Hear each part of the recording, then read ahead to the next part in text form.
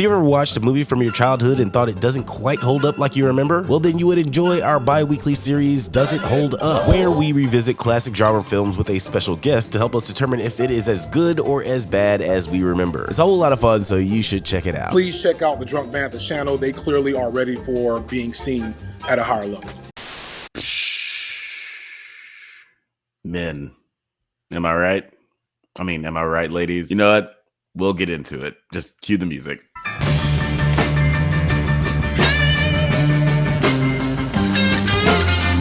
Hello, you beautiful nerds. I did want to do a black movie for February, but I mean, what do y'all want from me? Sinners doesn't come out until April. So instead, I decided to do a Valentine's Day movie. That's right. Today, we are talking about...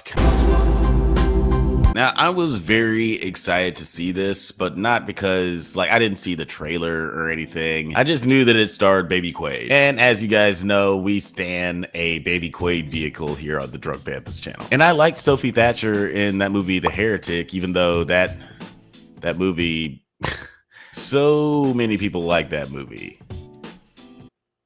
Why? Only thing anyone who had actually seen the movie was telling me was that I just needed to go in cold, don't watch any trailers, just go right now. Obviously, before I get into it, I want to remind you guys that there are going to be some spoilers. This is not going to be a spoiler-free review at all. If you haven't seen it, you can stop this movie review right now and then just come back later and just finish the rest of the video. I don't want to be responsible for making this movie less enjoyable for you. So from the advice of all the people who came before me watching this film, I suggest that you go into this as cold as possible. So what even happens in this movie? Josh and his girlfriend Iris go on a trip to a lake cabin with his friends Kat, Eli, and Patrick. Pretty early on, you see that this woman adores him and he is kind of a dick. Just some of the stuff that he says is that classic nice guy dick behavior.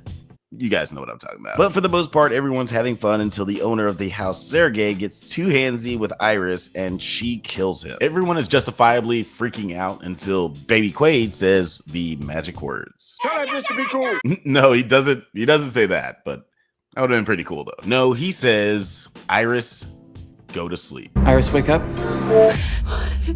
What are you doing? Shut her down already. What is she talking about? And at this moment and a few moments preceding this scene, we realize that Iris is a companion robot. Basically a girlfriend robot.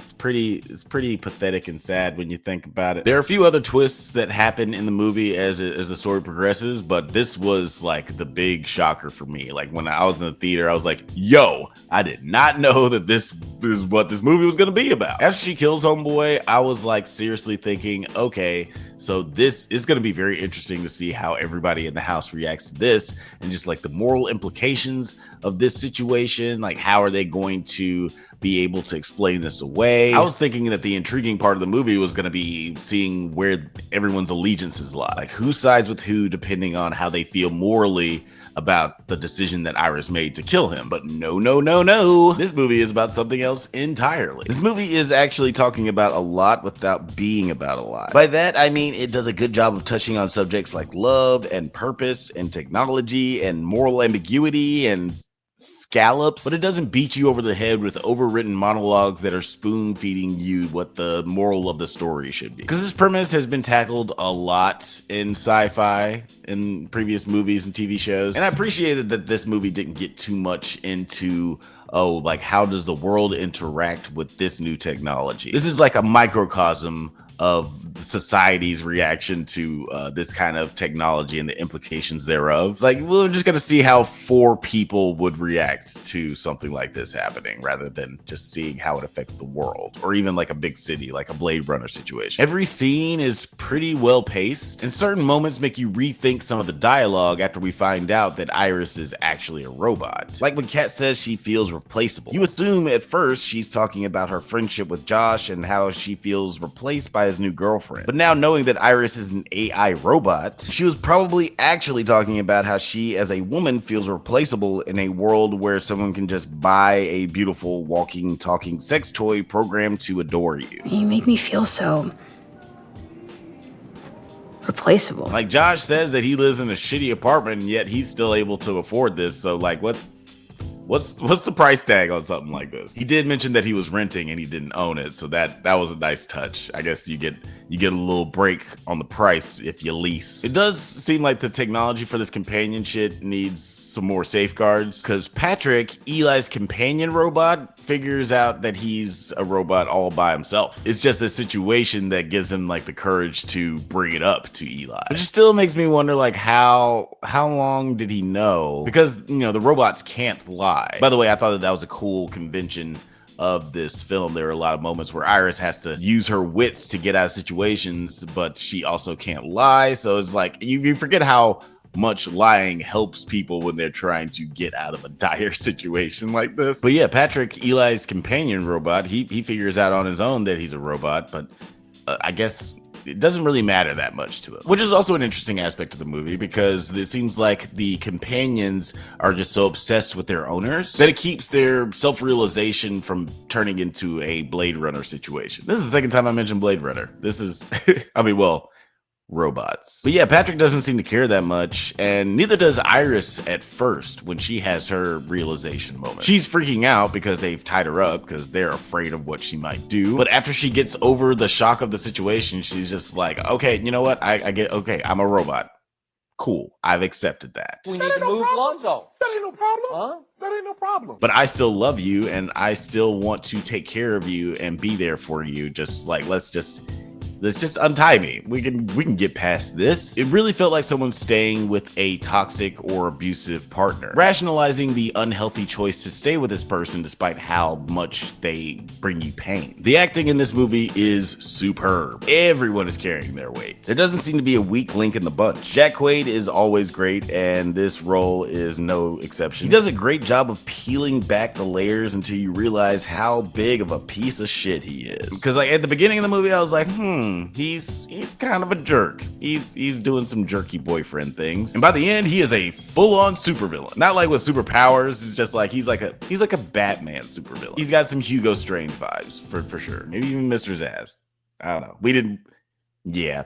This nigga's a psychopath. It was cool seeing Harvey Guillen in this. He's always super funny. And I've never seen Lucas Gage in anything before this, but like I'd never seen White Lotus. I did see that awkward audition video situation.